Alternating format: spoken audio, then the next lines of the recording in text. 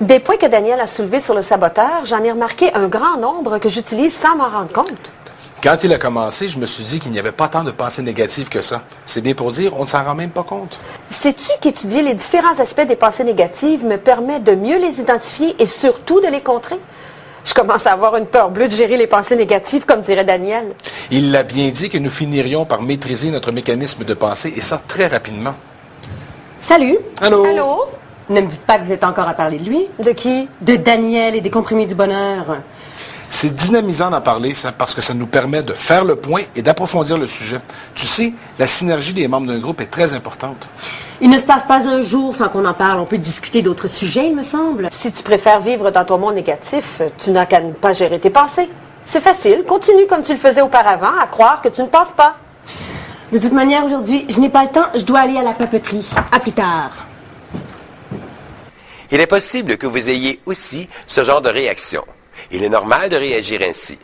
Étant très souvent attentif à son schéma de pensée, on a l'impression de ne faire que cela. Vous expérimentez depuis quelques semaines un processus d'éducation mentale, ce qui veut dire que vous apprenez tout le fonctionnement de votre mécanisme de pensée. Le sujet du jour est une manière d'agir individuellement, fréquemment répétée. Vous avez reconnu les mauvaises habitudes. En quelques mots, une mauvaise habitude est tout ce qui est excessif. Si dans votre chambre, un vêtement est déposé sur un fauteuil ou repose tout simplement sur le lit, la chambre n'est pas en désordre.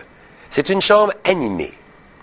Vivre dans un désordre, c'est lorsque dans la cuisine, tout est sans dessus-dessous, qu'il y a une montagne de vaisselle à laver et plein de trucs à ranger. Consommer du vin ou de l'alcool raisonnablement, c'est social. Être alcoolique, c'est excessif. Les mauvaises habitudes reflètent un désordre intérieur. L'extérieur est le miroir de l'intérieur. Chez les adolescents, c'est une mode de vivre dans une chambre ou un studio complètement pêle-mêle. C'est normal, ils sont perturbés vis-à-vis de leur futur. Leur intérieur est manifestement troublé, leur environnement l'est aussi. Il y a chez certains un désordre cinématographique, c'est-à-dire que les lieux de rangement sont dans un ordre acceptable, mais que le reste est bordélique. Ils ont créé leur désordre volontairement pour rester en osmose avec leurs amis.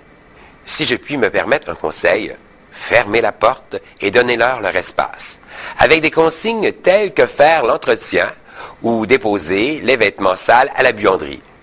En échange de leur espace, ils doivent toutefois respecter les lieux communs, c'est-à-dire nettoyer le comptoir après s'être fait un sandwich, apporter la bouteille de jus vide à la récupération. Enfin, les consignes varient d'une maison à l'autre. L'exercice du jour, vous vous en doutez bien. Commencez à contrôler une mauvaise habitude. Soyez persévérant. Ciao!